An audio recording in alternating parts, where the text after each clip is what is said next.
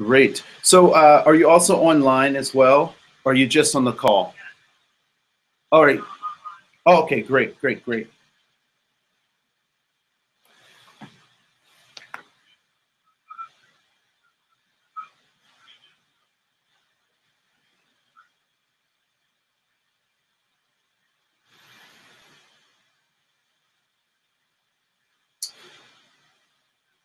All right.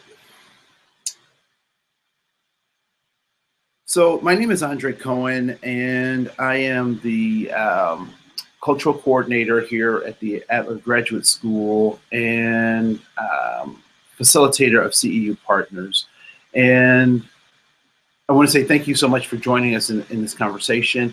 And what are you hoping to get out of this conversation? So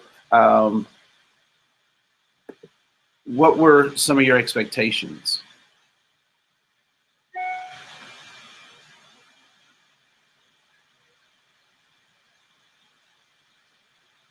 Did you have any expectations as you signed up for this?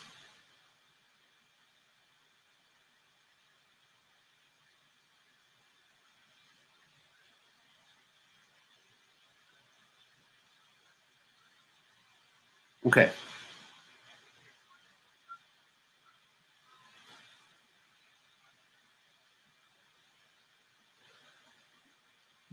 There are at least three people on the conference line.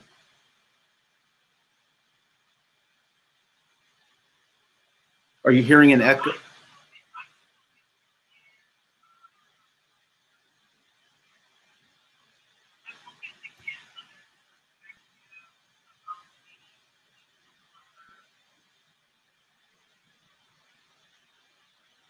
Okay.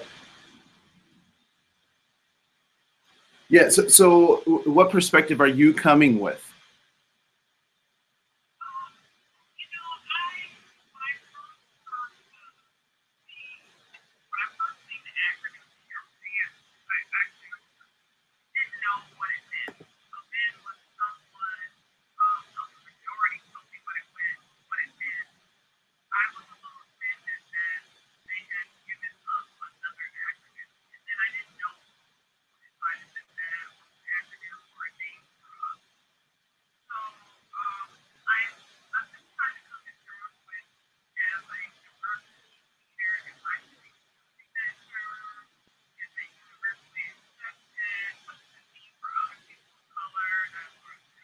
Yeah.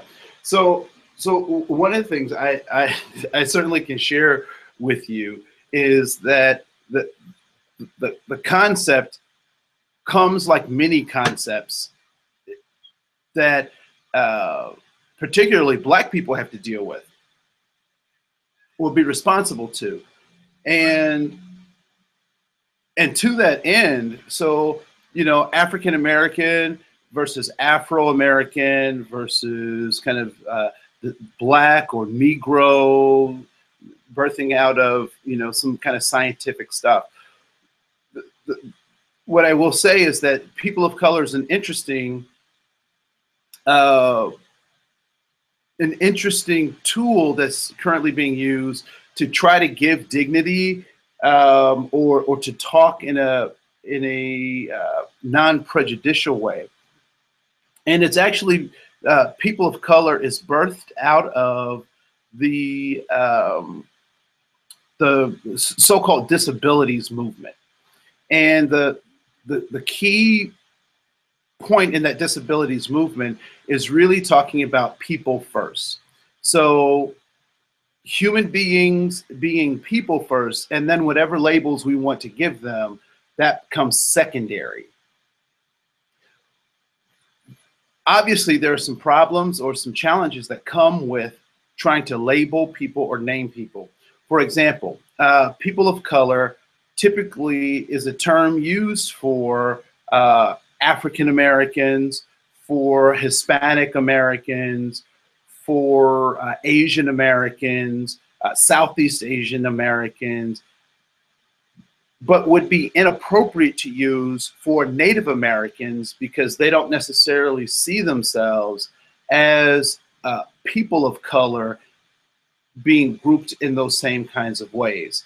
And so when we think about, you know, any kind of blanket covering that we try to give people, we can recognize that any term does not necessarily fit all of the people involved. Thoughts about what I just shared?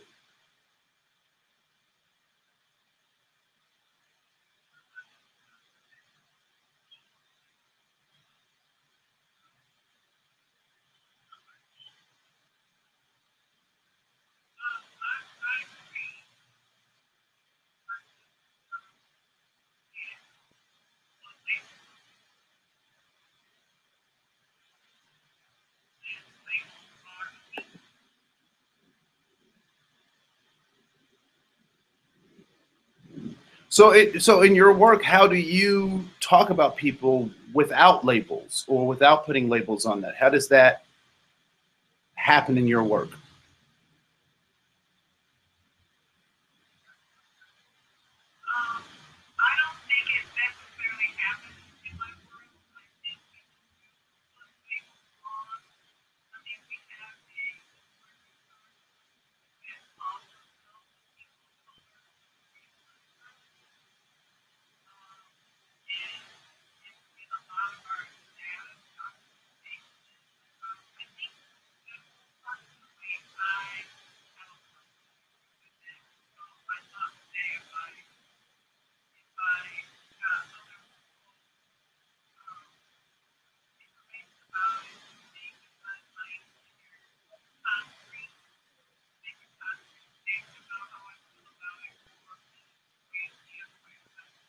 Yeah, yeah.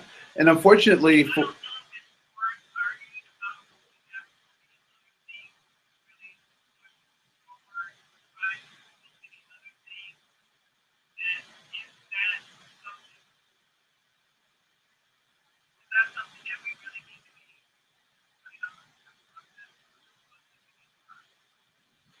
well, I certainly think that we need to have the conversation because for a lot of people, they're really confused about that. And the nuance of colored versus colored people is difficult for people to put their heads around.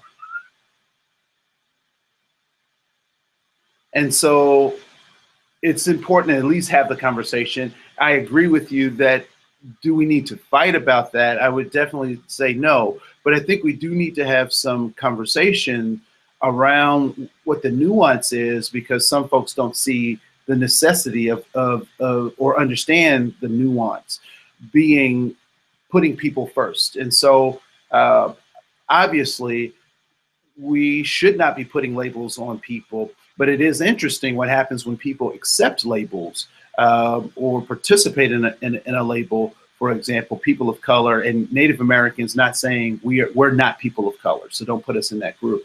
And folks being able to respect that and articulate that in a powerful way.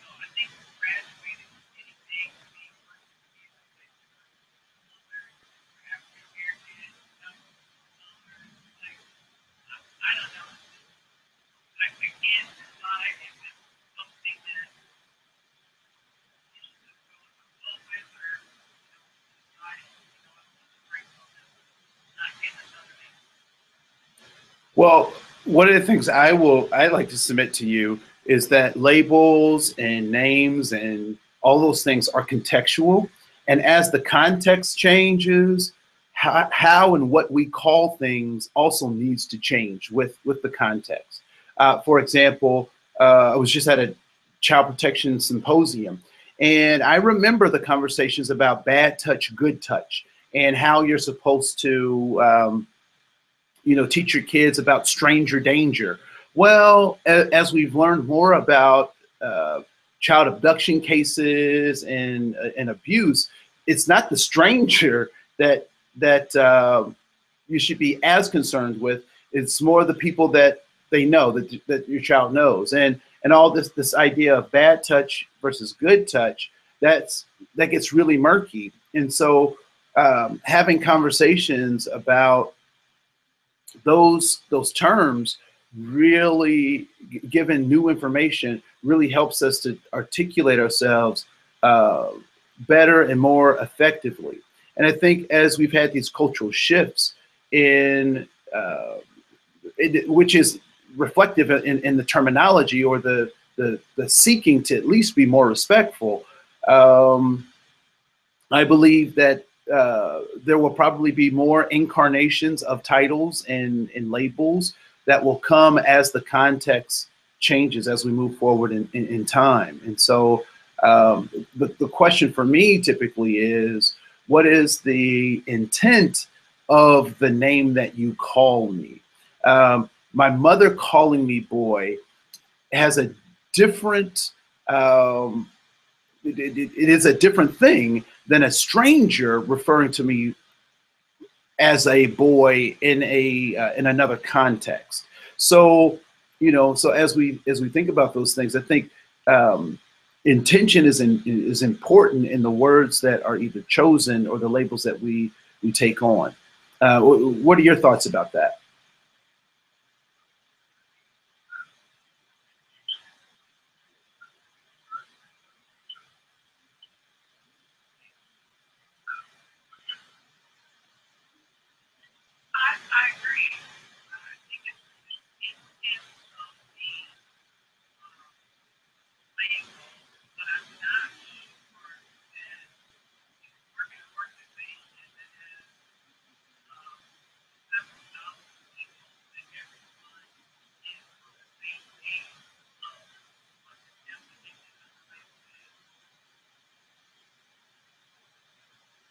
Yeah, there certainly is a pitfall, which I think why it's important to have conversations that actually lead us to figuring out what that means in our own organizations, figuring out what that means to us personally, because when we get into the workplace, we have to rely on the organization itself to be able to define those things, because the organization is going to judge its members by what it professes itself, or it should judge its members by what it professes itself in its policies and its procedures, so forth and so on.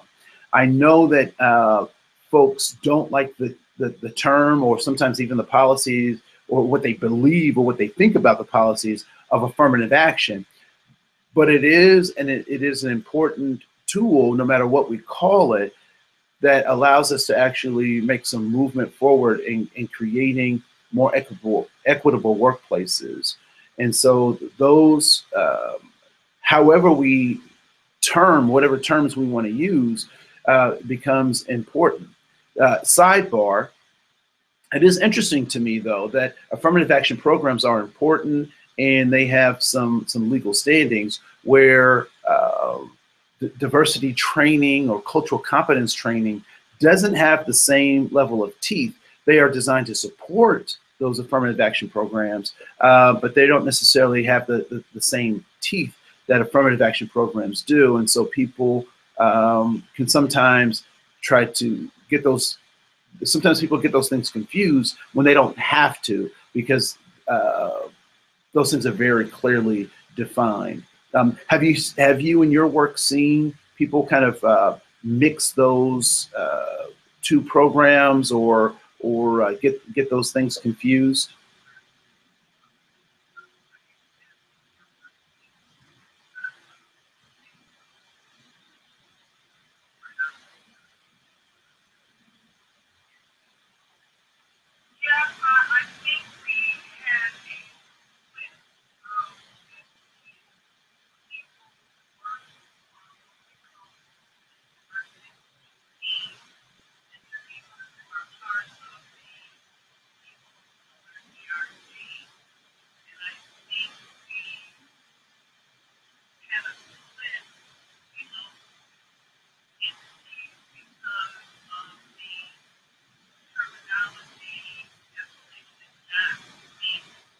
Hmm.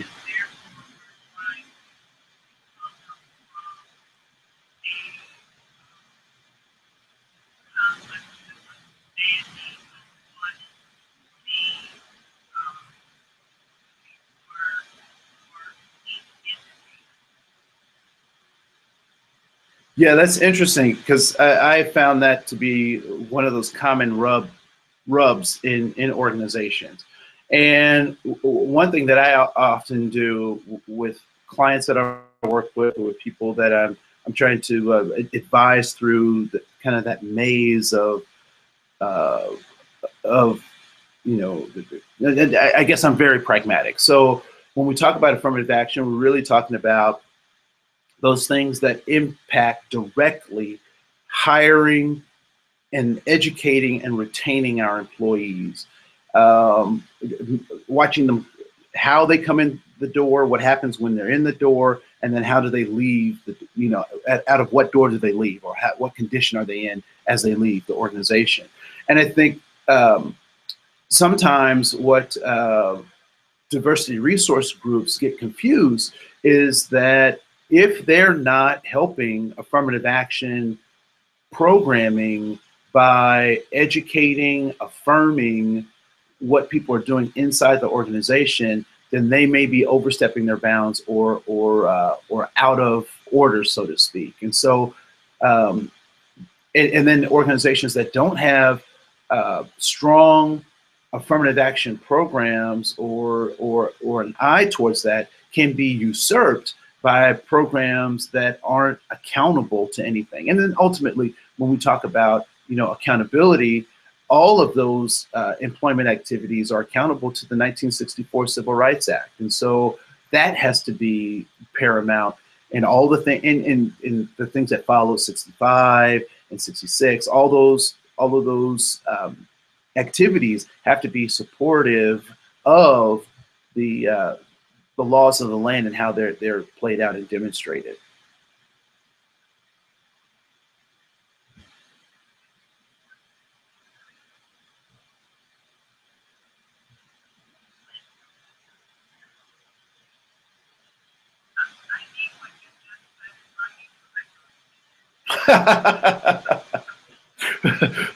I will, yeah, send me an email and I will send you a transcript.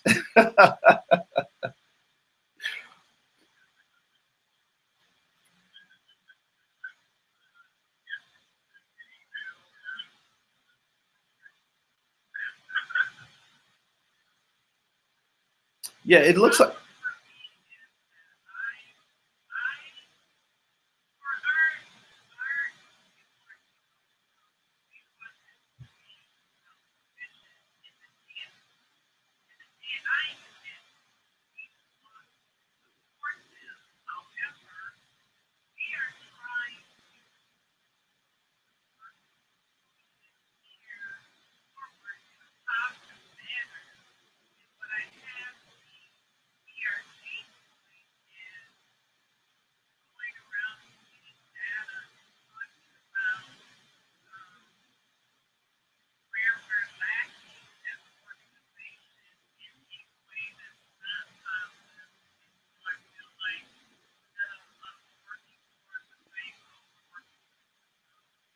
Because you are.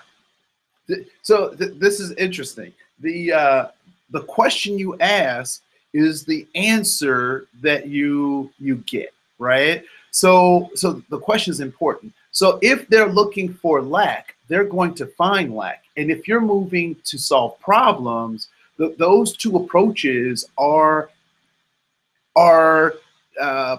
by design opposing forces. Um, so, the need and the necessity to find those gaps are important. But in every instance, particularly in this organization, if you point out a problem to me, I want you to come up with a solution as well, so that we get this balanced approach. Because what ends up happening, particularly when we have uh, uh, caucus groups or focus groups or ethnic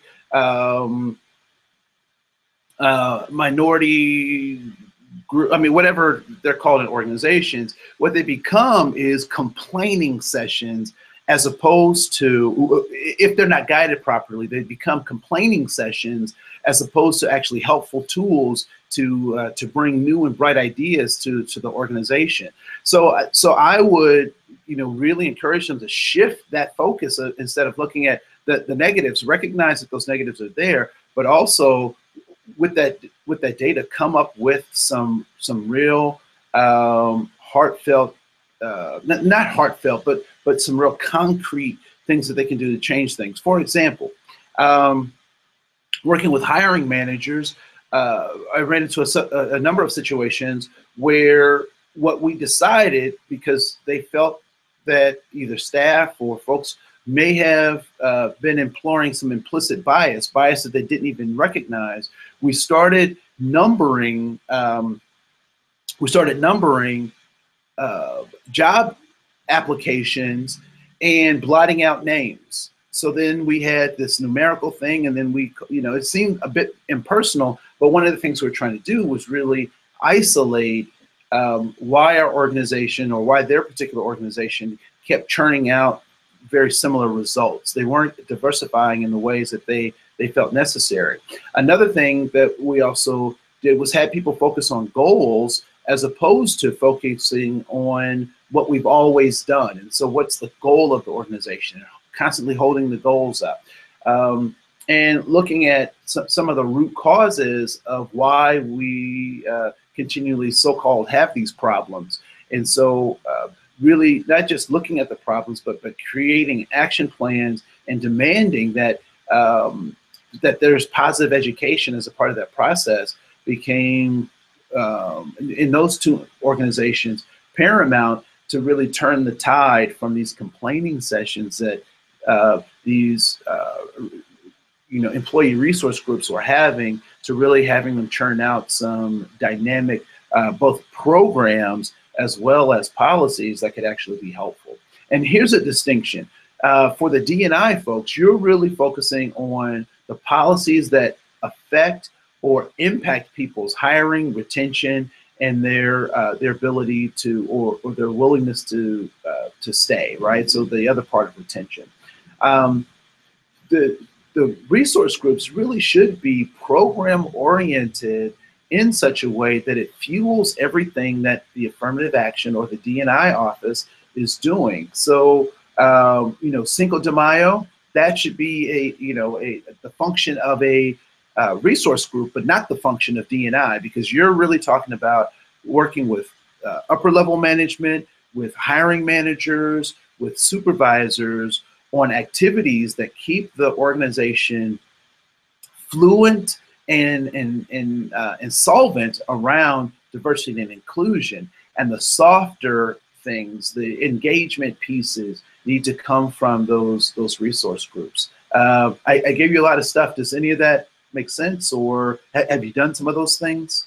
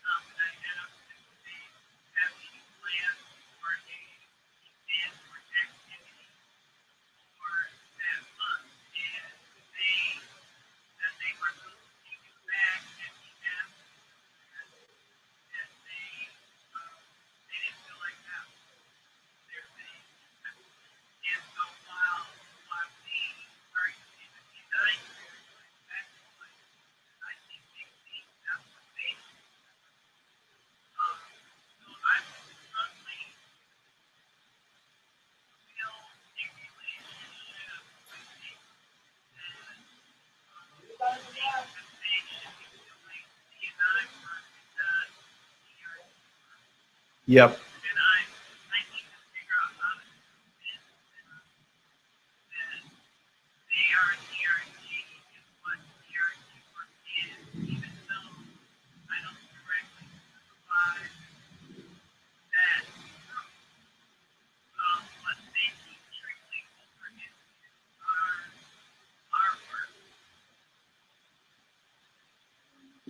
Yeah, so I have, so make sure, and I'm serious about this, make sure you email me so that I can, there's a chart that I use that talks about the three functions of particularly HR oriented work around this diversity and inclusion piece. And so I'll give you the basic gist that there are affirmative actions, and there's an S on that, right? So we are talking about affirmative action itself, but then all of the policies and procedures that go along with the legal ramifications or the legal accountabilities that HR and organizations have. Then we move over into the softer things that are great things to do. These are best practices, but are not legally mandated for organizations to do. And that's where cultural competence comes in, sensitivity training comes in, um, productive workplaces comes in. So that would be the second strand. And then the third strand actually is fed into the other two, in that the third strand is really about personal intention. And so we know that the law measures impact. And so those first two categories really deal with the impact of things. But we know that the third category, it has a balance as well, because it is the human relationships that actually can have bearing on those first two columns. And so we have to make sure that people have the right intentions. So I'll send you that graph because it may help you and to be able in having a conversation with those folks, because that is a serious rub that resource groups fall into all the time. They think that they should be doing things that are not a part of their responsibility. And oftentimes, and it sounds like you're very clear about it, but oftentimes even affirmative action folks or diversity and inclusion folks aren't clear on what their roles are. And so that murkiness becomes a source of conflict, as opposed to a place where collateral can be built and we can have a trajectory towards success.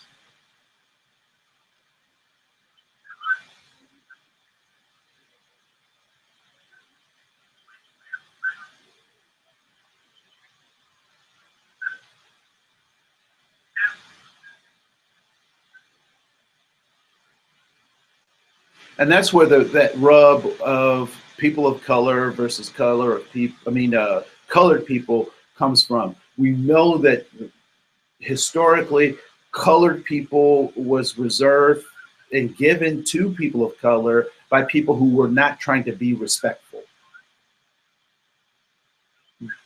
Where this idea of people of color is trying to come from a place of respect and dignity, um, and empowerment. Whether it meets that goal or not is up to us as professionals to try to figure that out.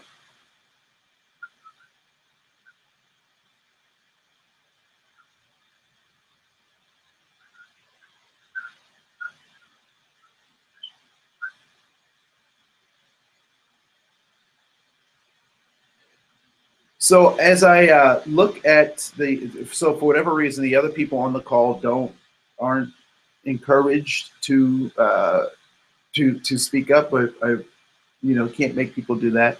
But I'll have another call tomorrow if you're interested in coming in and talking some more, or just listening in.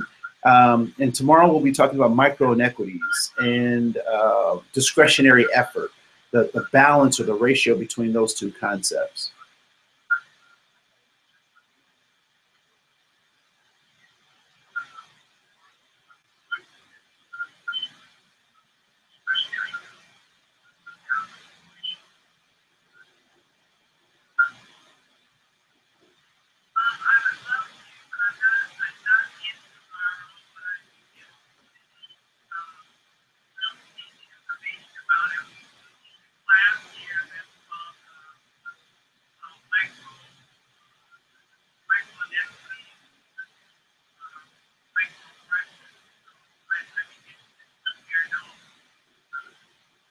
Yeah, well, I'll make sure that I send you a. I'll send you either the transcript or the recording of that session, so you can look along. You can look at it and see how it, and maybe even offer some stuff to us as we have that conversation. So I want to say thank you so much for joining us today.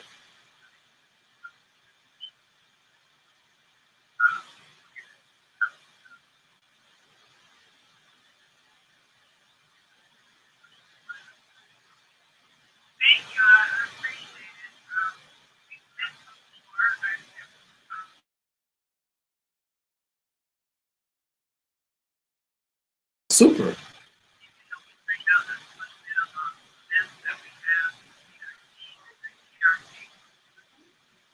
Anytime. You know, I'm if I'm able to help, I certainly will.